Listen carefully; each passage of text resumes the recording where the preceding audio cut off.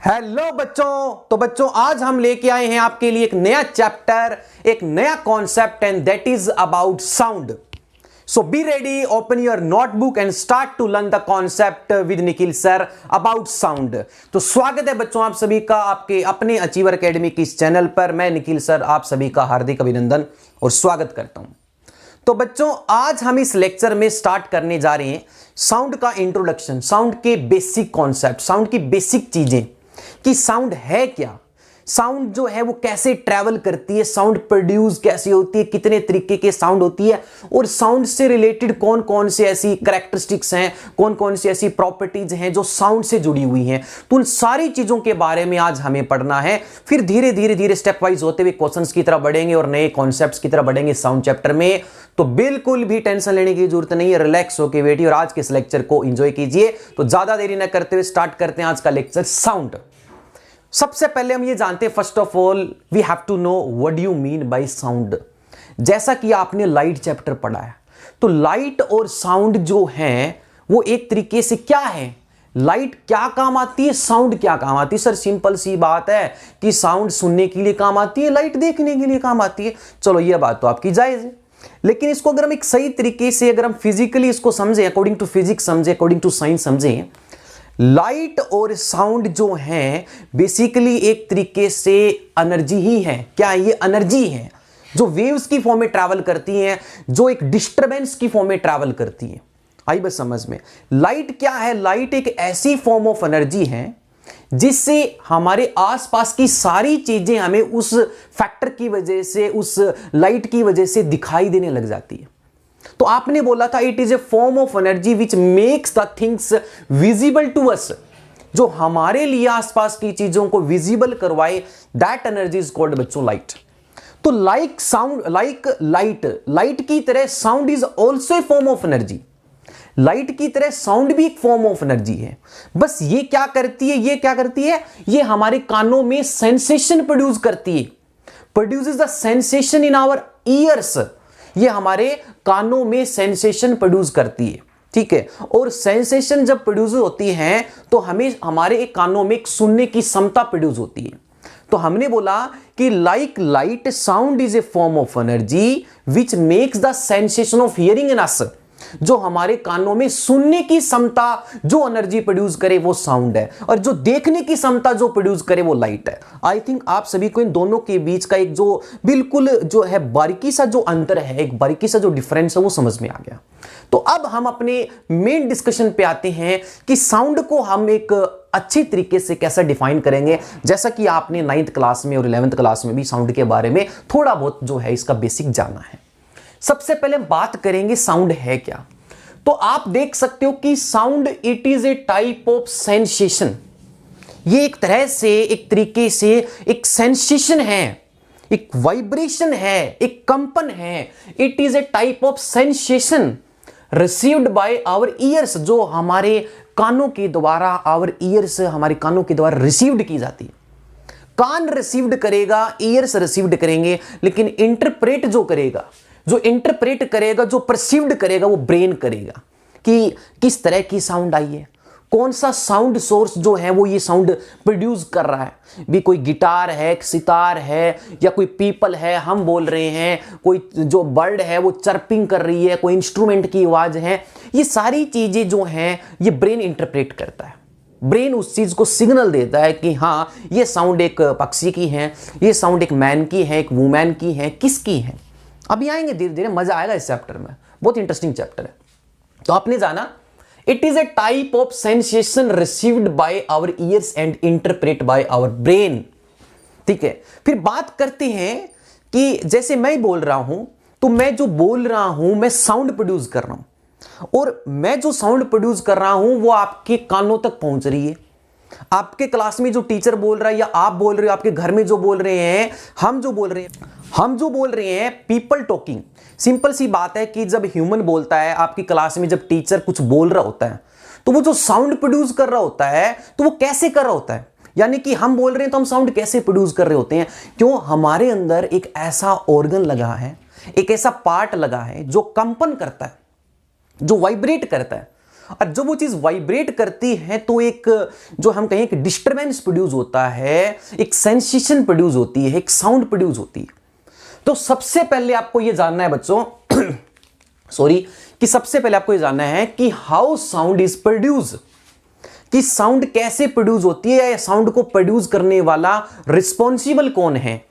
तो याद रखना, जब भी कोई object, when an object vibrates with small amplitude, Pandey ji, जब कोई ऑब्जेक्ट थोड़े से भी एम्पलीट्यूड से जब वाइब्रेट करता है, कंपन करता है, then that will produce sound. तो sound is produce by any vibrating material. वो कोई भी वाइब्रेटिंग मटेरियल हो सकता है, वो किसी भी तरह का साउंड सोर्स हो सकता है। ठीक है, धीरे धीरे आएंगे। तो आपने अभी ये जाना कि साउंड कैसे प्रोड्यूस होती है, कि सर जब भी कोई ऑब्जेक्ट थोड़े से भी एम्पलीट्यूड से कंपन करेगा, वाइब्रेट करेगा, तो वो साउंड निकालेगा। तो मैं बोल रहा हूं, आप बोल रहे हो, तो एक काम कीजिए, आप अपने इस राइट हैंड की दोनों उंगलियों को अपने यहां लगाइए और ओम का उच्चारण कीजिए, बोलो ओम। तो आपने देखा एक वाइब्रेशन प्रोड्यूस हो रही, कंपन हो रही। कौन कर रहा? वोकल कॉर्ड्स, जैसा कि आप सभी जानते हैं, फेमिलियर है इस चीज से। वोकल कॉर्ड्स स्कूल में जो है हमारी घंटी बजती है, रिसेस के दौरान रिंगिंग बेल है, ठीक है, या हम कोई साइकिल चला रहे हैं तो साइकिल में ऐसे ट्रिंग ट्रिंग करते हैं। कोई भी आपने तरह तरह की साउंड्स देखते हो, सुबह से लेकर शाम तक आप बहुत तरीके की साउंड्स देखते हो, पक्षियों की, बर्ड्स की चर्पिंग की, व्हीकल्स की, हॉर्न की, ठीक है, स्कूल में घंटी की, वोकल कॉर्ड की। ठीक है, चलो एक थोड़ा सा एग्जांपल और देखते हैं। मैंने बी एग्जांपल लिखा है, साउंड ऑफ थाली विद स्पून। आपके एक हाथ में थाली है, दूसरे हाथ में स्पून है।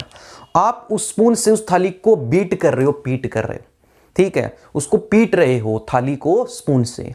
तो जब आप उस थाली को पीटने के बाद स्पून से जब उसको आप सॉफ्टली टच करते हो, थोड़ा सा जेंटली टच करते हो, तो आपको एक सेंसेशन जो है वो नजर आएगी, उसमें फील आएगी, एक फील आप महसूस करोगे, एक सेंसेशन को फील करोगे उस थाली के ऊपर, जो कंपन करती हुई आप महसूस करोगे।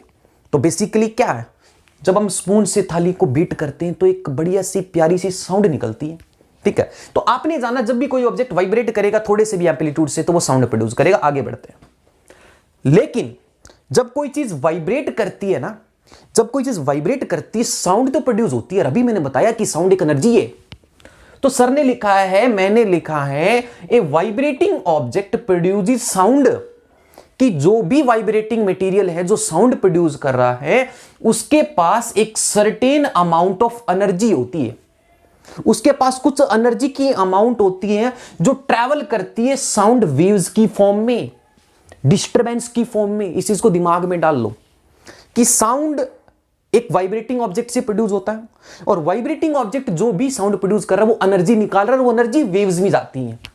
और वेव दो तरीके की होती है, साउंड वेव, मैकेनिकल वेव्स, हम दो तरीके की लेके चलते हैं जिस पर पूछे जाते हैं क्वेश्चंस। ठीक है, डायरेक्ट जो है इसमें ऑब्जेक्टिव क्वेश्चंस बन सकते हैं। तो इस चैप्टर को बहुत अच्छे से तैयार करना है कि दो तरीके की वेव होती है, एक होती है लॉन्गिट्यूडनल वेव, एक होती है लॉन्गिट्यूडनल वेव, एक होती है ट्रांसवर्स वेव। इन चीजों के बारे में आई थिंक आप सभी को थोड़ा बहुत पता है कि लॉन्गिट्यूडनल वेव को हम कैसे डिफाइन करते हैं, ट्रांसवर्स वेव को हम कैसे डिफाइन करते हैं। ठीक है, तो आगे बढ़ते हैं। तो एक चीज और याद रखनी है, आपने साउंड को जान लिया, आपने ये भी जान लिया कि साउंड प्रोड्यूस कैसे होती है, एग्जांपल्स जान लिए, तरह तरह की साउंड्स होती हैं। हाँ, कि कोई साउंड है वो कौन सी जो तरीके की साउंड है वो प्रोड्यूस हो रही है, कौन से तरीके का मतलब है कि नेचर ऑफ साउंड, कि हम तरह तरह की साउंड जो है हम सुनते हैं, तो नेचर ऑफ साउंड है वो डिपेंड करता है नेचर ऑफ वाइब्रेटिंग ऑब्जेक्ट। जिस भी तरह का वाइब्रेटिंग मटेरियल होगा उसी तरीके की साउंड होगी। बर्ड अलग तरीके से साउंड निकालती है, हम अलग तरीके से साउंड निकालते हैं, जो गाड़ियों के हॉर्न्स हैं वो अलग तरीके से। तो ये सिंपल सी बात है, डिपेंड करता है on the nature of vibrating object. The nature of vibrating object if gets different, then different sounds of different frequencies, different amplitudes with produces. तो उसी तरीके से साउंड्स प्रोड्यूस होती हैं। आगे बढ़ते हैं। साउंड को चलने के लिए एक मीडियम चाहिए होता है, इस चीज को दिमाग में डालो। साउंड को चलने के लिए एक सहारे की जरूरत होती है, एक मीडियम की जरूरत होती है। That's why I wrote here, sound needs a medium to propagate बच्चों। लेकिन लाइट को चलने के लिए मीडियम की जरूरत नहीं है। लाइट कैन इवन, यहां तक कि light can also travel in vacuum also. Electromagnetic waves जो हैं वो आपकी वैक्यूम में भी ट्रैवल कर सकती हैं with the speed of light 3 × 10⁸ metre पर सेकेंड।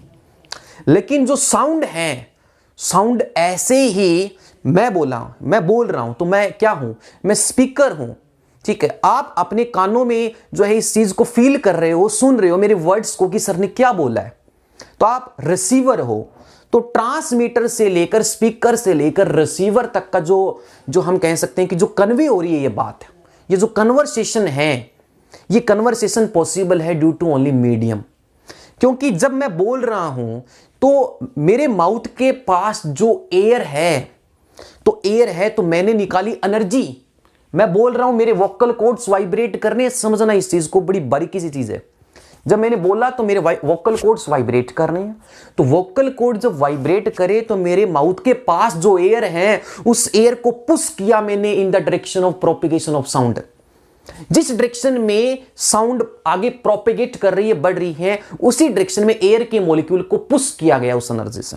और जब एयर के मॉलिक्यूल्स इस मेरे दौरान, मेरे और आपके बीच में जो एयर मॉलिक्यूल्स हैं, जब उनको डिस्टर्ब किया जाता है तो वो एक डिस्टरबेंस बनाते हैं, और वो डिस्टरबेंस उन मीडियम एयर मॉलिक्यूल्स में से जो है हैंड टू हैंड ट्रांसफर, सबसे पहले जो मेरे माउथ के पास जो एयर मॉलिक्यूल हैं उनको एनर्जी मिलेगी, और एनर्जी जो है वो क्रिएट नहीं की जा सकती, डिस्ट्रॉय नहीं की जा सकती, ट्रांसफर की जा सकती है from one point two another.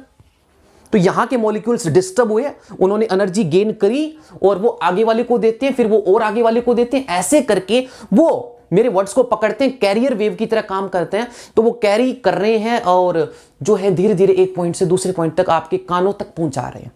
That's why I wrote sound needs a medium to propagate. ठीक है, अब वो बात आती है कि साउंड किन किन चीजों में ट्रैवल कर सकती है। आपने एक चीज नोट करी है कि हम जो है रेलवे प्लेटफॉर्म पे खड़े हैं बच्चों, और रेलवे प्लेटफॉर्म पर खड़े जब होते हैं तो हमसे काफी दूर से जब कोई ट्रेन आ रही होती है, उसका हॉर्न बज रहा होता है, तो हमें थोड़ी बहुत साउंड फील होती है उसकी कि हाँ ट्रेन आ रही है। ठीक है, अब जो ट्रेन है वो काफी अगर बहुत दूर है, अगर मुझे उस इतनी दूर रेलवे प्लेटफॉर्म पे मैं खड़ा हूं और बहुत दूर से ट्रेन आ रही है, क्या मैं उसकी साउंड को सुन सकता हूं? ऐसे तो सुन नहीं सकता, लेकिन मैं एक तरीके से सुन सकता हूं। कैसे?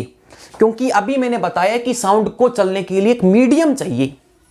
अगर मैं if I put my one ear to on the railway line, अगर हम अपने एक कान को रेलवे लाइन के ऊपर रख दें, तो रेलवे लाइन का मतलब क्या है? वो स्टील का बना है।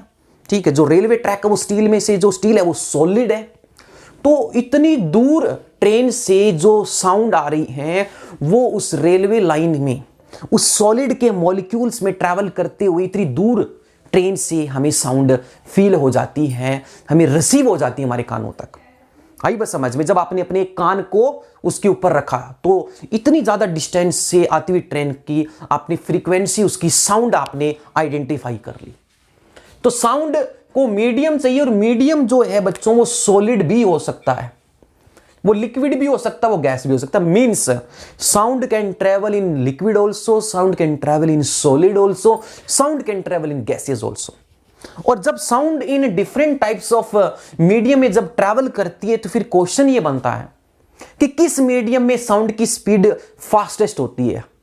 क्या साउंड सॉलिड में फास्टेस्ट ट्रैवल करती है, क्या लिक्विड में फास्टेस्ट ट्रैवल करती है, या गैस में करती है? जानेंगे धीरे धीरे, बेस तैयार कर रहे हैं, बस समझते रहिए। ठीक है, अब बात करते हैं कि लॉन्गिट्यूनल वेव क्या होती है। लॉन्गिट्यूनल वेव, अभी मैंने एग्जांपल समझाया कि जब मैं बोला, जब आपका टीचर बोलता है, जब आप बोलते हो, तो आपके माउथ के पास जो एयर मॉलिक्यूल्स होते हैं उनको पुश किया जाता है in the direction of propagation of sound, जिस डायरेक्शन में आपकी साउंड प्रोपेगेट कर रही है। तो पुश किया, तो पुश करने से एयर मॉलिक्यूल डिस्टर्ब होते हैं और एक पैटर्न बनाते हैं जहां पर किसी मीडियम के मॉलिक्यूल का जमाव क्लोज हो जाता है, डेंसिटी क्लोज हो जाती है। When the density of molecules becomes closer to each other, becomes very large to each other, एक दूसरे के काफी क्लोज हो जाते हैं, जब लार्ज डेंसिटी हो जाती है तो हमें एक पैटर्न मिलता है जिसको बोलते हैं कंप्रेशन, मतलब दबा दिया आपने। जब मॉलिक्यूल्स खुलते हैं तो एक रेयर फ्रैक्शन बनता है, एक दूसरा पैटर्न। और ये पैटर्न अगर कॉन्टिन्यूसली चले तो एक वेव बनती है जिसको बोलते हैं लॉन्गिट्यूडनल वेव। मतलब मैंने जो डिस्टरबेंस निकाला, तो डिस्टरबेंस से जो डिस्टरबेंस निकाला वो सीधा गया, ठीक है, मैं बोल रहा हूं वो सीधा गया, और मेरे और आपके बीच में जो एयर मॉलिक्यूल्स हैं वो एयर मॉलिक्यूल ऑसिलेट कर रहे हैं, वाइब्रेट कर रहे हैं along the direction of propagation of wave. मतलब लॉन्गिट्यूडनल वेव वो वेव होती हैं इन विच पार्टिकल्स ऑफ मीडियम वाइब्रेट और oscillate along the direction of propagation of sound wave. जिस डायरेक्शन में साउंड बढ़ रही है, अगर उसी डायरेक्शन के अंदर आ रहे पार्टिकल्स आगे पीछे ऐसे अगर ऑसिलेट करते बढ़ते हैं तो हम कहते हैं वो लॉन्गिट्यूडनल वेव बनाते हैं। ठीक है, आगे देखिए, इसको एग्जांपल से समझते हैं। ये एक स्प्रिंग है, नॉर्मल स्प्रिंग है, अब इसको मैंने डिस्टर्ब नहीं किया। अगर इस स्प्रिंग को लगातार पुश पुल करते रहें, push pull push pull push pull push pull करते रहें, तो बीच में क्या है, बीच में एयर भी है, और ये आपको कॉइल्स दिख रही होंगी, ये कॉइल्स हैं स्प्रिंग की। जब पुश और पुल कॉन्टिन्यूसली किया जाता है, पुश और पुल, तो कहीं किसी रीजन में जो कॉइल्स हैं वो देख रहे हो, जब ये कॉइल्स खुली अभी तो नॉर्मल हैं, पुश और पुल लगातार करने से कुछ ऐसे पॉइंट्स बन जाते हैं जहां पर कॉइल्स, यहां पर कॉइल्स जो हैं काफी सारी टर्न्स जो हैं वो क्लोज आ गई हैं। तो ये एक पैटर्न बना रहे हैं जिसको मैंने सी से लिखा, इसको बोलते हैं कॉम्प्रेशन। इसको बोलते हैं बच्चों कॉम्प्रेशन। तो कॉम्प्रेशन में क्या हो जाता है, पार्टिकल की डेंसिटी ज्यादा हो जाती है, जो डेंसिटी हो जाती है वो इंक्रीज हो जाती है, इंक्रीज पार्टिकल्स की, ठीक है, कॉइल्स पास आ गई।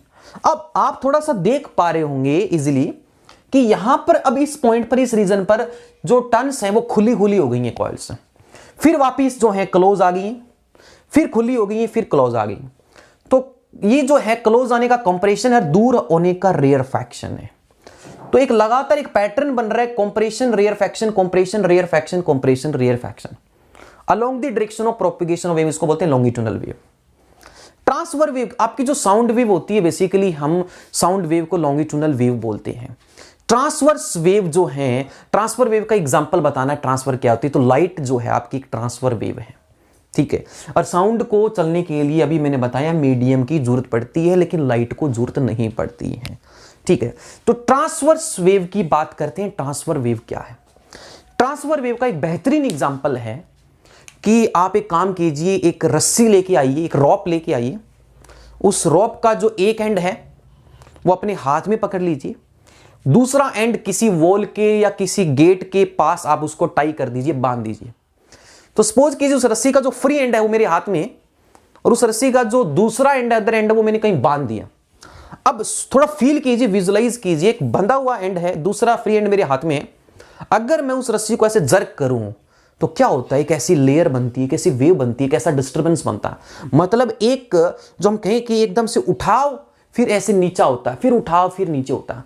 तो ऐसे करने से क्या हुआ, जैसे आपने जर्क दिया, बीच में एयर मॉलिक्यूल्स हैं, तो जैसे जर्क दिया, यहां के जो एयर मॉलिक्यूल है, विजुलाइज कीजिए कि जैसे आपने जर्क दिया तो वेव तो आगे बढ़ी, जो प्रोपेगेशन है साउंड का, जो प्रोपेगेशन है वेव का, वो तो आगे की तरफ है, ये डायरेक्शन है आगे बढ़ने की प्रोपेगेशन का। लेकिन जो पार्टिकल्स हैं, जैसे जर्क किया तो पार्टिकल्स एक बार ऊपर की तरफ अप गए, फिर नीचे की तरफ डाउन आए। तो अप एंड डाउन ऑसिलेशन जब होता है direction of propagation of wave का, तो वो बनाते हैं ट्रांसफर वेव। लेकिन जब आगे पीछे ऐसे वाइब्रेट होते हैं, ऐसे करते करते आगे चलते हैं, बैक एंड फोर्थ, आगे पीछे करते जब बढ़ते हैं along the direction of wave, तो लॉन्गिट्यूडनल। लेकिन अप एंड डाउन जब ऑसिलेट करते हैं तो ट्रांसफर वेव, और ये ट्रांसफर वेव है, ये अप ये डाउन, ये अप ये डाउन। और ऊपर का जो एक पैटर्न बनता है, इसको बोलते हैं क्रस्ट। छोटी क्लासेस में आपने पढ़ा भी होगा, इसको बोलते हैं क्रस्ट, इसको बोलते हैं ट्रफ। तो क्रस्ट ट्रफ की फॉर्म में जो पैटर्न बने, जो वेव बने बच्चों, उसको बोलते हैं ट्रांसफर वेव। और कंप्रेशन रेयरफैक्शन की फॉर्म में जो वेव बने, उसको बोलते हैं लॉन्गिट्यूडनल वेव। अब बात करते हैं क्रस्ट ट्रफ। क्रस्ट ट्रफ में कैसे जो है काम हो रहा है, क्या इनसे रिलेटेड साउंड की प्रॉपर्टीज हैं, टर्म्स हैं, वो सारी जानेंगे। छोटी क्लास में पढ़ा भी है। जब ऐसा पैटर्न बनता है तो जो ऊपर वाला है उसको बोलते हैं क्रस्ट, जो ये एकदम से आपका जो है हम्प बन रहा है, ठीक है, ये इसको क्रस्ट, इसको ट्रफ, इसको क्रस्ट, इसको ट्रफ। तो transfer wave is that wave in which the particles of the medium oscillate up and down with the direction of propagation of wave. 90 degree पर ऑसिलेट करें तो हम उसको ट्रांसफर वेव बोलते हैं। अब इस वेव से जुड़ी हुई कुछ प्रॉपर्टीज हैं, कुछ कैरेक्टरिस्टिक्स हैं जो आपको पढ़नी है। साउंड की एक वेवलेंथ होती है, एक एम्पलीट्यूड होता है, और ये जो एम्पलीट्यूड है, ये जो डीजे वाले होते हैं ना, डीजे वाले जो साउंड है, वो एकदम से आपने देखा होगा जब कहते हैं ना कि बेस बढ़ा, साउंड बढ़ा, उसकी लाउडनेस बढ़ा, तो एक बटन होता है वो ऐसे आगे कर देते हैं, तो एकदम से ग्राफ एकदम से ऊपर बढ़ता। क्या है वो? एम्पलीट्यूड का खेल है। तो जानेंगे एम्पलीट्यूड, बहुत बढ़िया चीज है, ठीक है। फ्रीक्वेंसी अपने आप में एक गजब टर्म है, फ्रीक्वेंसी, वेलोसिटी, फिर इनके बीच में रिलेशन पढ़ेंगे। तो साउंड की कुछ कैरेक्टरिस्टिक्स होती हैं, wavelength, amplitude, frequency and velocity. सबसे पहले बात करते हैं वेवलेंथ। ये सिंबल आप देख पा रहे हो, उसको बोलते हैं लैम्डा, लैम्डा बोलते हैं इसको वेवलेंथ। तो the distance between two successive crust, कॉन्जिगेटिव crust, लगातार दो क्रस्ट या लगातार दो ट्रफ के बीच की जो सेपरेशन है, that is called wavelength. Wave की लेंथ, ये वेव है और वेव की length, the separation between two कॉन्जिगेटिव crust और ट्रफ्स इज कॉल्ड लैम्डा। जैसा कि आप देख भी पा रहे हैं, इसको बोलते हैं लैम्डा। ये क्रस्ट है, ये क्रस्ट है, तो लगातार इन दो क्रस्ट के बीच की सेपरेशन को बोलते हैं लैम्डा। और हाइट ऑफ क्रस्ट, ये जो हाइट दिख रही है, ये जितनी ज्यादा हाइट होगी उतना ज्यादा ग्रेटर एम्पलीट्यूड होता है, और साउंड में जो ताकत भी होती है वो भी ज्यादा होती है, लाउडनेस। अगर एक बोले आराम से, क्या बोला मैंने? एम्पलीट्यूड। देखो सुना आपको, मैंने बोला एम्पलीट्यूड। क्यों? क्योंकि जो एम्पलीट्यूड बना है, इसकी जो लाउडनेस है वो डिपेंड करती है इसके एम्पलीट्यूड पर। तो मैंने जो अभी साउंड बोली उसका एम्पलीट्यूड बहुत सॉफ्ट है, बहुत स्मॉल है। अब मैंने बोला एम्पलीट्यूड, तो क्या हुआ? एकदम से साउंड की लाउडनेस बढ़ गई। और क्यों? क्योंकि एम्पलीट्यूड बढ़ गया। तो लाउडनेस डायरेक्टली प्रोपोर्शनल है किसके? एम्पलीट्यूड की। और क्रस्ट और ट्रफ की जो हाइट कहलाती है, हाइट ऑफ क्रस्ट और ट्रफ इज कॉल्ड एम्पलीट्यूड। और फ्रीक्वेंसी का मतलब क्या होता है? फ्रीक्वेंसी कि ऐसे, अब ये बताओ, अगर ये वेव यहां से शुरू हुई है तो इसका एक चक्कर, इसका one revolution, one cycle complete होगी यहां जाके एक साइकिल कंप्लीट होगी। तो number of revolutions, number of cycles made by this wave in 1 second is called frequency. और फ्रीक्वेंसी की जो यूनिट हम जो लेके चलते हैं, फ्रीक्वेंसी की यूनिट हर्ट्ज नाम के साइंटिस्ट है, आप सभी को पता भी होगा, ठीक है बच्चों। तो फ्रीक्वेंसी की जो यूनिट होती है, फ्रीक्वेंसी की जो एसआई यूनिट होती है उसको बोलते हैं हर्ट्ज, उसको बोलते हैं हर्ट्ज, ठीक है। HZ इसका सिंबल है, ये ऐसा यूनिट है। वेवलेंथ के सेंटीमीटर है, एम्पलीट्यूड भी एक डिस्टेंस से मीटर है। वेलोसिटी क्या है? वेलोसिटी क्या है? वेलोसिटी का मतलब है कि जो वेव आपकी ट्रैवल करती है वो 1 सेकंड में कितना डिस्टेंस ट्रैवल करती है, वो उसकी वेलोसिटी कहलाएगी। सिंपल सी बात है। तो वेलोसिटी क्या होती है आपकी? डिस्टेंस अपॉन टाइम, ठीक है। तो distance covered by the wave in 1 second is called its velocity. तो वेलोसिटी सिंपल है, जो आपने पढ़ा मोशन में, डिस्टेंस अपॉन टाइम, कि अपना एक चक्कर कंप्लीट करने में या 1 सेकंड में जो डिस्टेंस कवर होती है उनके रेशियो से वेलोसिटी मिलती है। अब एक वेरी ब्यूटीफुल रिलेशन जो डायरेक्ट क्वेश्चन बनता है, तैयार हो जाना इस रिलेशन के लिए। रिलेशन निकालनी है आपको वेलोसिटी में। अरे जब वेव चलेगी तो वेलोसिटी चलेगी, मोशन आएगा कि नहीं आएगा? वेलोसिटी तो आएगी। वेवलेंथ और फ्रीक्वेंसी में एक रिलेशन निकालनी है इन 3 टर्म्स में। तो सिंपल है कि आपको पता है, मोशन चैप्टर से पढ़ते आए हो। डिस्टेंस को कैसे लिखते हैं? Distance equal to velocity into time. तो डिस्टेंस है लैम्डा, ठीक है, और वेलोसिटी इनटू टाइम। तो इन 1 साइकिल, एक साइकिल में जो डिस्टेंस ट्रेवल है वो लैम्डा वेवलेंथ है, और उसको कवर किया गया टाइम t है। तो डिस्टेंस को लैम्डा बोला, वेलोसिटी को v बोला, टाइम को t बोला। तो अब एक काम करेंगे, इस t को मैं नीचे लेके आया तो लैम्डा इंटू में, जब इस t को मैं भी ये जो मल्टीप्लाई में डिवाइड में आएगा 1/t, और रेसिप्रोकल ऑफ टाइम बच्चों कहलाता है फ्रीक्वेंसी, म्यू। ये सिंबल फ्रीक्वेंसी का है, ये सिंबल फ्रीक्वेंसी का म्यू बोलते हैं। तो ये क्या है मेरे पास, this is lambda and this is frequency, mu lambda equal to velocity. तो velocity equal to frequency into lambda, याद कर लो रिलेशन, क्वेश्चन सोल्व करने में काम आएगा। डायरेक्ट ऐसे आपको कुछ स्टेटमेंट्स मिलेंगी क्वेश्चंस में जिसमें ये रिलेशंस आपको लगती हुई दिखेगी या मिलेगी। तो velocity equal to frequency into lambda, V equal to mu into lambda, very important relation. ठीक है, चलो अब मैं आपसे कुछ चीजें पूछता हूं कि एक मैन की आवाज है, एक वुमेन की आवाज है।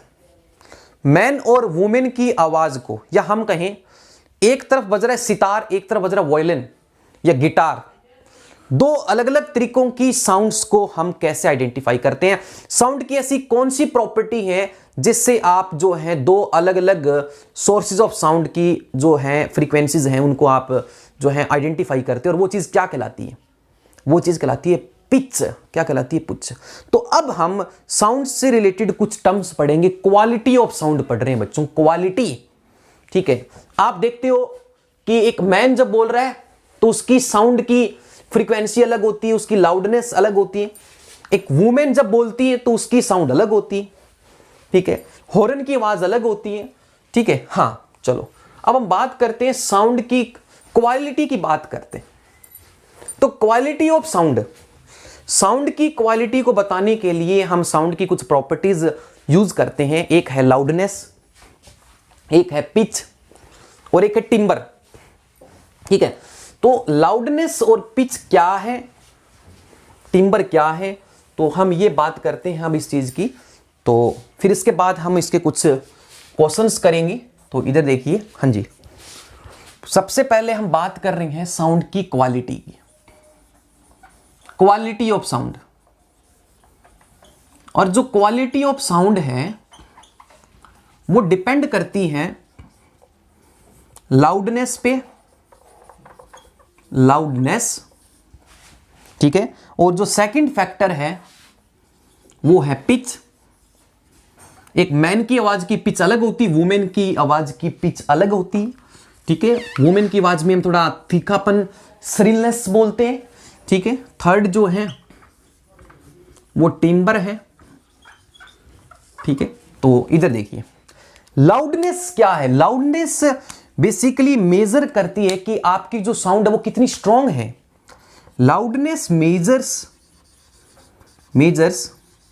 द स्ट्रेंथ ऑफ साउंड, कि उस साउंड की स्ट्रेंथ कितनी है, strength of sound. Intensity major करती है लाउडनेस। और अभी बताया कि कोई चीज आप नहीं बोलते कि जो है स्पीक लाउडली, जैसे स्कूल में जो है अगर कोई बच्चा स्टेज के ऊपर परफॉर्मेंस दे रहा है और उसकी आवाज ऑडिबल नहीं है तो टीचर्स पीछे से बोलते हैं बेटा स्पीक लाउडली। क्यों? लाउडली का सीधा कनेक्शन है उसके एम्पलीट्यूड से। तो loudness is directly proportional to amplitude.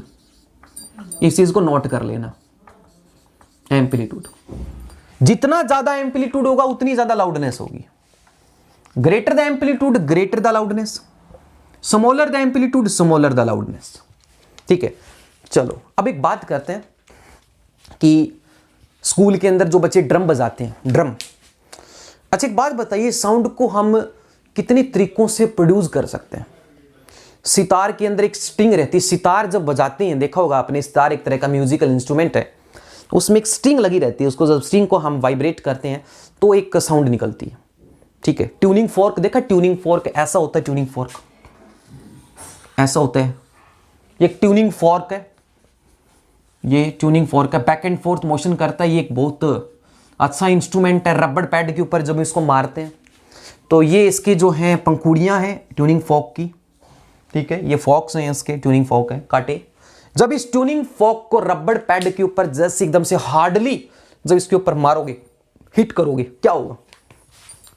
When we hardly hit the tuning fork on the rubber pad, it will produce a disturbance of compression, rarefaction, longitudinal wave.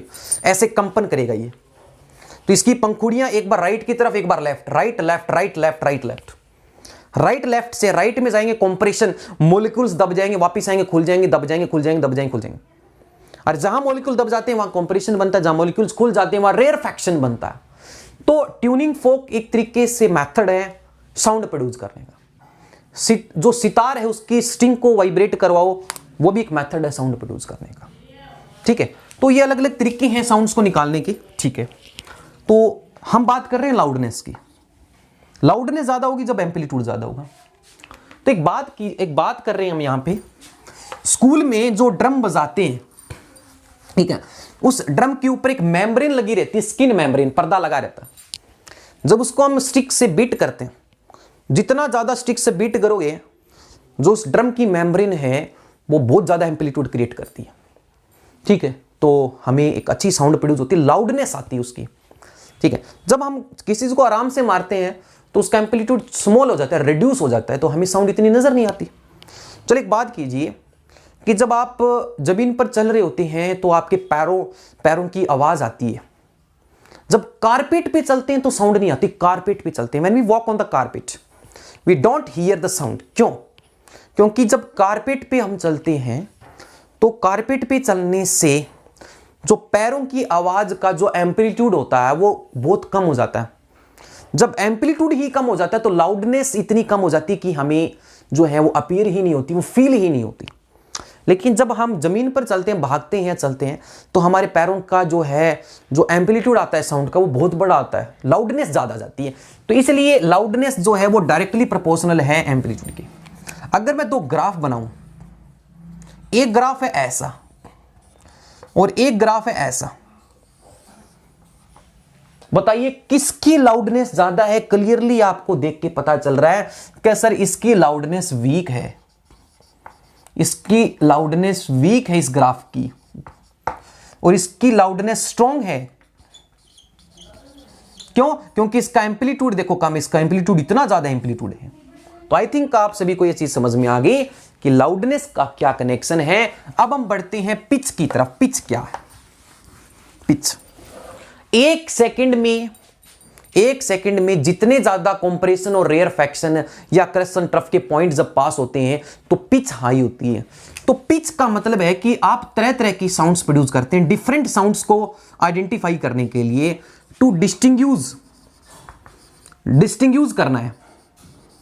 डिस्टिंग्यूज भी मैं कहूं कि एक मैन है और एक वुमेन है, तो मैन और वुमेन ये दोनों की दोनों सेम लाउडनेस, इनकी लाउडनेस सेम है, सेम लाउडनेस।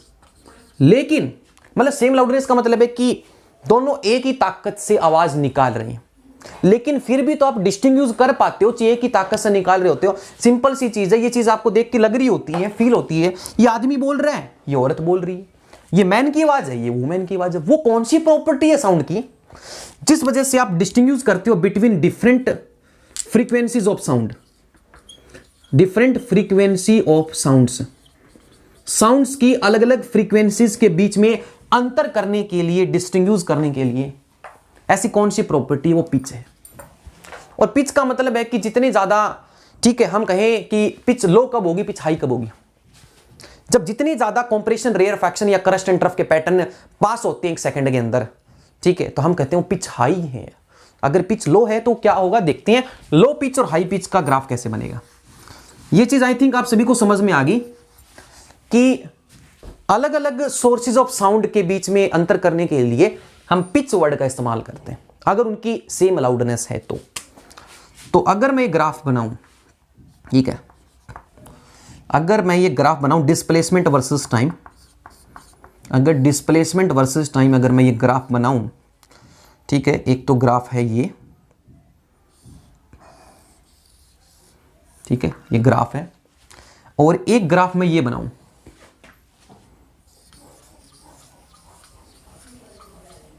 क्या हो रहा है? तो एक ही सेकंड के अंदर बहुत ज्यादा जो है क्रस्ट ट्रफ है। इसमें क्रस्ट देखो, इसमें क्रस्ट 3 है, इसके अंदर कहीं एक सेकंड के अंदर बहुत ज्यादा क्रस्ट ट्रफ जो है वो निकल रहे हैं। तो ये लो पिच की साउंड है, ये लो पिच की साउंड है, ये हाई पिच की साउंड है। जब मोर number of crust and trough या कंप्रेशन, रेयरफैक्शन जब पास होते हैं 1 सेकंड के अंदर तो हाई पिच की साउंड प्रोड्यूस होती है। जब वहीं ये डब्बे से कम बनते हो 1 सेकंड के अंदर तो लो पिच की साउंड होती है। ठीक है, हाँ, सॉफ्ट साउंड लाउडनेस पर डिपेंड करती है और हाई साउंड भी लाउडनेस पर डिपेंड करती है।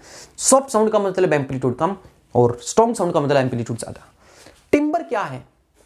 टिम्बर है एक ऐसी क्वालिटी साउंड की जो हमारी मदद करती, जो enable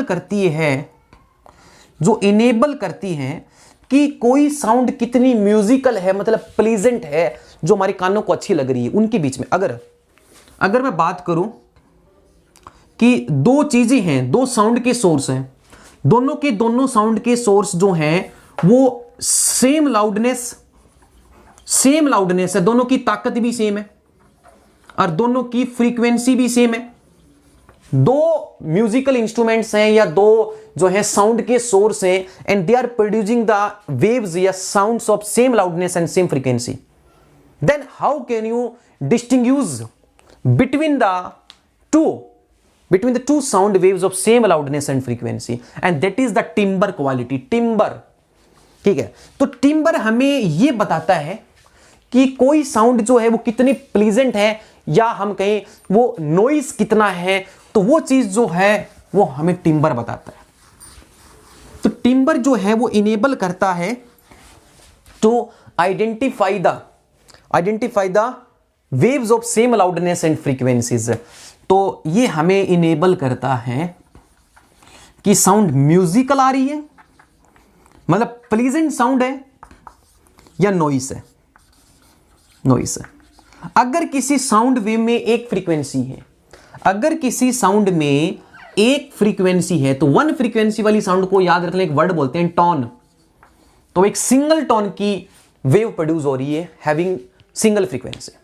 A sound wave having single frequency is called a tone. तो एक टोन बनता है, जैसे नहीं बोलते कि जो टोन्स होती है म्यूजिकल इंस्ट्रूमेंट्स में, ठीक है ना, टोन। जैसे आपने कोई इंस्ट्रूमेंट बजाया, जैसे सा रे गा मा पा धा नी सा बोलते हैं, तो वो एक म्यूजिकल नोट्स हैं, टोन्स हैं, ठीक है। तो ये टोन है हमारे। तो ये अब तक हमने जो पढ़ा वो साउंड का बेसिक पढ़ा, इंट्रोडक्शन पढ़ा। अब हम इसके कुछ क्वेश्चन देखेंगे, फिर हम इसके नेक्स्ट पार्ट में हम बात करेंगे कुछ और इंपॉर्टेंट प्रॉपर्टीज, सॉलिड में कैसे चलती है, लिक्विड में कैसे चलती है, गैस में कैसे चलती है, ठीक है। फिर इसकी हम बात करेंगे टाइप्स ऑफ वेव्स की बात करेंगे, सोनिक बूम है, अल्ट्रासोनिक है, ठीक है, इंफ्रासोनिक है, ये वेव्स हैं। एयरक्राफ्ट जब उड़ता है तो कौन सी वेव निकालता है, ठीक है। एक ह्यूमन को किस रेंज में जो है वो वॉइस जो है वो सुनती है, एक रेंज है ह्यूमन को सुनने की, उससे कम है तो नहीं सुनाई देगी, उससे ज़्यादा तो नहीं सुनाई देगी, या सुनाई देगी तो बहुत बड़ा काम जो है खराब करके जाएगी वो। तो आएंगे, तब तक के लिए इसको तैयार कीजिए, मिलते हैं अभी, ठीक है, थोड़ी देर में। Thank you. सो स्टूडेंट्स, अब हम कुछ क्वेश्चंस देखेंगे जो अब तक हमने जो पार्ट पढ़ा है आपका साउंड चैप्टर का, उस साउंड चैप्टर के अंदर आज जो हमने कॉन्सेप्ट्स पढ़े उसके ऊपर कुछ हम क्वेश्चंस देख रहे हैं। स्टार्ट करते हैं। पहला क्वेश्चन क्या कह रहा है? तो पहला क्वेश्चन ये कह रहा है बच्चों, the wavelength of waves produced on the surface of water. कह रहा है कि वाटर की सरफेस के ऊपर जो वेव प्रोड्यूस हो रही है, जो वेवलेंथ प्रोड्यूस हो रही है, वो हो रही है आपकी 20 सेंटीमीटर, ठीक है। क्या कह रहा है क्वेश्चन में? क्वेश्चन कह रहा है द वेवलेंथ ऑफ वेव्स, कि जो भी वेव्स प्रोड्यूस हो रही है on the surface of water, तो उसके ऊपर जो वेवलेंथ बन रही है वो बन रही है 20 सेंटीमीटर। तो पहले क्वेश्चन का हम सॉल्यूशन देख रहे हैं।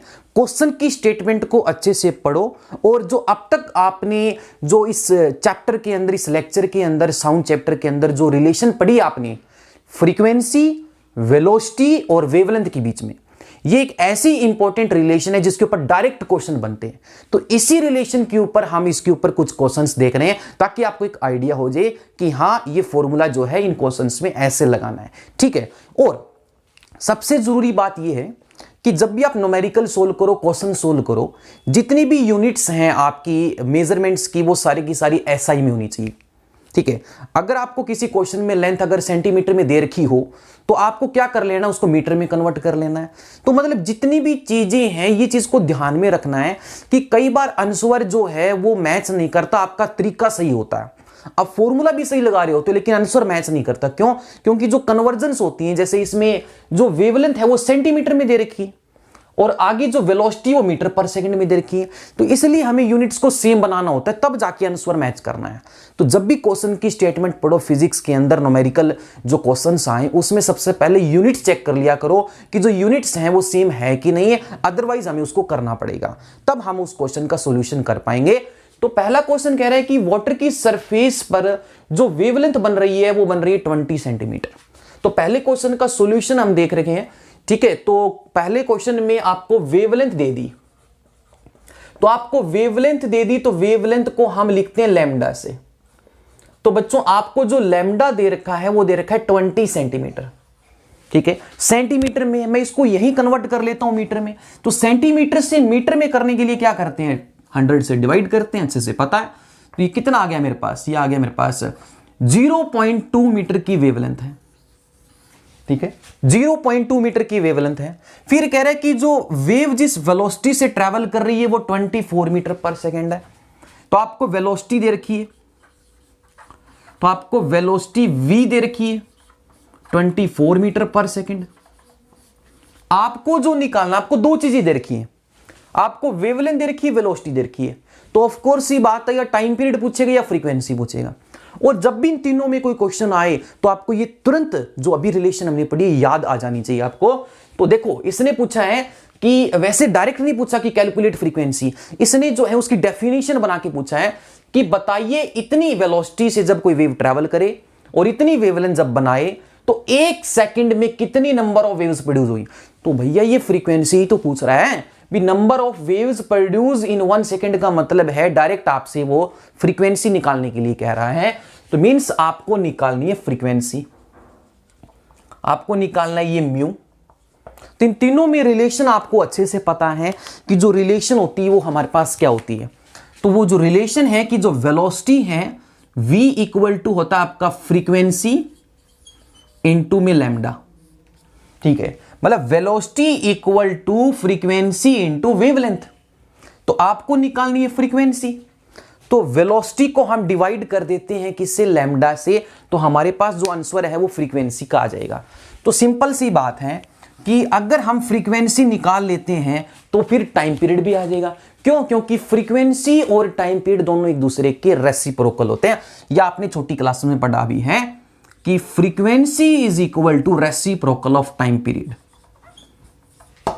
तो पहले निकालनी है फ्रीक्वेंसी, फिर निकालना है टाइम पीरियड। तो जो फ्रीक्वेंसी आएगी उसी का आपको उल्टा कर देना, आपके पास टाइम पीरियड भी आ जाएगा। तो हमें निकालनी है, पहले फ्रीक्वेंसी निकालते हैं। तो फ्रीक्वेंसी के लिए भी फॉर्मूला देखा, v equal to mu into में लैम्डा। तो हमें चाहिए ये म्यू, इसको बोलते हैं फ्रीक्वेंसी। तो वेलोसिटी अपॉन में लैम्डा। तो वेलोसिटी आपको दे रखी है 24 मीटर पर सेकेंड, और जो लैम्डा है आपका वो गिवन है आपको 0.2। तो 0.2 का हमने डेसिमल हटाया, तो हमारे पास जो आंसर आया वो आया इंटू में 10। तो इसको काट लो, कितना आ गया, 2 1 जा 2, 2 2 जा 4। तो हमारे पास जो फ्रीक्वेंसी आई वो आई 120 हर्ट्ज। अब हमें निकालना है टाइम पीरियड। तो टाइम पीरियड होता है 1 अपॉन फ्रीक्वेंसी, 1 अपॉन फ्रीक्वेंसी। तो इसको कर दीजिए 1 अपॉन 120, ठीक है। ये हमारे पास आंसर आ गया सेकंड में, ठीक है। तो ये बिल्कुल फॉर्मूला बेस्ड क्वेश्चन था। क्वेश्चन के स्टेटमेंट को समझना है और इस क्वेश्चन को अच्छे से सोल्व करना है कि हाँ इसका सॉल्यूशन जो है वो क्या आएगा। तो पहला क्वेश्चन उम्मीद करता हूं कि आप सभी को समझ में आ गया। तो बढ़ते हैं सेकंड क्वेश्चन की तरफ। सेकंड क्वेश्चन भी बिल्कुल इसी फॉर्मूले के ऊपर है, और ये जो तीनों के तीनों जो हम कर रहे हैं ये इसी रिलेशन के ऊपर हम कर रहे हैं। तो दूसरा क्वेश्चन जो है आप मेरे से पहले कर सकते हैं, बस रिलेशन लगानी है, क्वेश्चन की स्टेटमेंट को अच्छे से पढ़ना है। तो सेकंड क्वेश्चन में कह रहा है कि एक लॉन्गिट्यूडनल वेव है। तो बच्चों एक लॉन्गिट्यूडनल वेव की वेवलेंथ दे रखी है आपको 1 सेंटीमीटर। वापिस आपको लैम्डा दे दिया 1 सेंटीमीटर, ठीक है। इसको मीटर में कन्वर्ट कर लीजिए। तो ये मेरे पास आया 0.01 मीटर, ये मेरे पास लैम्डा हो गया। फिर ये कह रहा है कि जो ये लॉन्गिट्यूडनल वेव इतनी वेवलेंथ की एयर में ट्रैवल कर रही है इतनी स्पीड से। तो आपको स्पीड भी दे दी, ठीक है, 330 मीटर पर सेकेंड, ठीक है। फिर आपको निकालना है कि वो फ्रीक्वेंसी निकालो। फिर ये बताना है कि जो फ्रीक्वेंसी आई है क्या ये नॉर्मल ह्यूमन बीइंग क्या इसको हियर कर सकता है, क्या सुन सकता है, क्या सुनी जा सकती है, क्या उसकी ऑडिबल रेंज में है कि नहीं। और आपको भी पता है कि एक ह्यूमन की ईयर की जो ऑडिबल रेंज है वो 20 हर्ट्ज से 20,000 हर्ट्ज होती है। एक नॉर्मल ह्यूमन जो साउंड सुन सकता है, वो साउंड की जो ऑडिबल रेंज है, सुनने वाली जो रेंज है, जो ऑडिबल रेंज है, आप सभी को पता भी हो, वो होती है 20 हर्ट्ज टू 20,000 हर्ट्ज के बीच में। ठीक है, तो अगर 20 हर्ट्ज से कम रह जाती है तो सुनाई नहीं देगी, 20,000 हर्ट्ज से ज्यादा हो जाती है तो सुनाई नहीं देगी, मतलब इन दोनों के बीच में होगी तब सुनाई देगी। तो देखते हैं क्या इसके बीच में आती है, इससे ज्यादा आती है, तब तो वो चीज ऑडिबल है, अदरवाइज नहीं है। ठीक है, सुनने योग्य है। तो स्पीड दे रखी है आपको, लैम्डा दे रखा है, आपको निकालनी है फ्रीक्वेंसी। तो फ्रीक्वेंसी क्या होता है, अभी आपने रिलेशन दोबारा लिख देते हैं। रिलेशन, जब तक रिलेशन दिमाग में याद नहीं होते उसको लिखते रहो। तो v इक्वल टू क्या है मेरे पास, म्यू इंटू लैम्डा। तो हमें वापस म्यू निकालना है, तो वेलोसिटी अपॉन लैम्डा। तो वेलोसिटी कितनी है हमारे पास 330, लैम्डा कितना है मेरे पास 0.01, तो 0.01 करेंगे तो 1 इंटू 100, तो हमारे पास जो फ्रीक्वेंसी आई वो आई 33000 हर्ट्ज। अब एक बात बताइए, या ये हमारे पास 33,000 हर्ट्ज, और लास्ट जो मैक्सिमम रेंज होती है ह्यूमन की इसकी ईयर की, वो होती है 20,000 हर्ट्ज। तो उससे तो बहुत ज्यादा है ना, तो ऑडिबल रेंज से बाहर है तो सुनाई नहीं दे सकती। तो यस आपको लिखना, no this frequency can't be heard by a normal human ear. ठीक है, तो बात करते हैं थर्ड क्वेश्चन की तरफ, वापिस इसी रिलेशन के ऊपर है। थर्ड क्वेश्चन थोड़ा ग्राफ से है, आइडेंटिफाई करना आना चाहिए ग्राफ से भी चीजों को।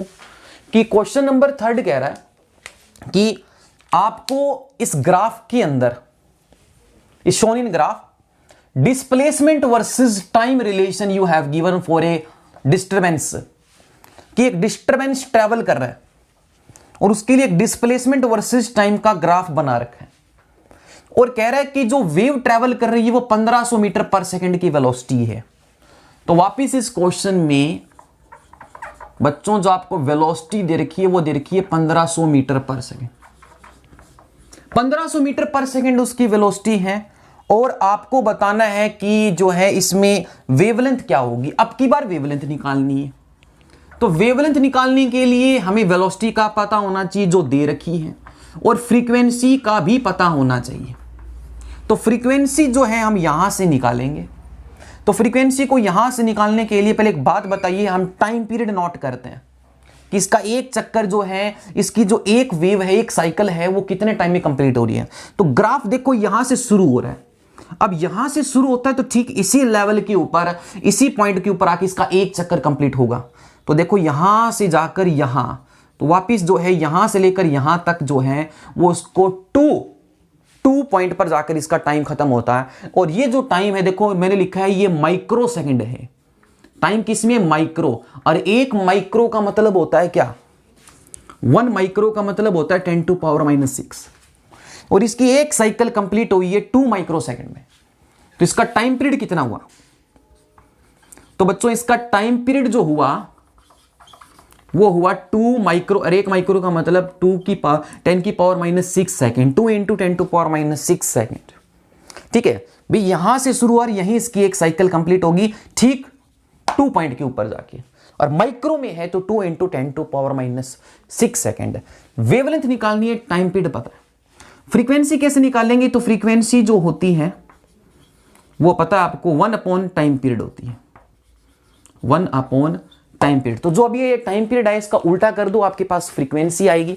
तो फ्रीक्वेंसी जो है हमारे पास कितनी आई, तो फ्रीक्वेंसी जो आई हमारे पास बच्चों, फ्रीक्वेंसी है हमारे पास 1/2 × 10⁻⁻⁶ हर्ट्ज। तो 10⁻⁶/2 हर्ट्ज ये मेरे पास फ्रीक्वेंसी है। मुझे चाहिए वेवलेंथ, वापिस वो रिलेशन है। तो आपके पास जो वेलोसिटी होती है वो होती है म्यू इंटू लैम्डा, तो हमें निकालना है लैम्डा। तो अब की बार जो लैम्डा आएगा वो आएगा क्या, तो अब की बार जो लैम्डा है वो वेलोसिटी को डिवाइड कर दो किससे, म्यू से। तो वेलोसिटी कितनी आपके पास 1500, वेलोसिटी 1500, और जो फ्रीक्वेंसी अभी आपने निकाली है 1 अपॉन में, तो ये ऊपर चला जाएगा, ठीक है। 1 अपॉन में जो हमारे पास ये आया, आपके पास जो फ्रीक्वेंसी है 10 टू पावर 6 अपॉन 2, तो 10 टू पावर 6 और ऊपर चला गया ये 2, ठीक है। तो देखो इसमें कितनी जीरो कट रही है, 2 0 से 2 0 कैंसिल हो गया, नीचे बच गया 10 की पावर 4 बच गया, 10 की पावर 4। तो ये हमारे पास कितना आ गया, हमारे पास 30 अपॉन 10 की पावर 4। तो इसको हम लिख सकते हैं क्या, 30 इंटू में 10 टू पावर -4 मीटर इसकी वेवलेंथ है, ठीक है।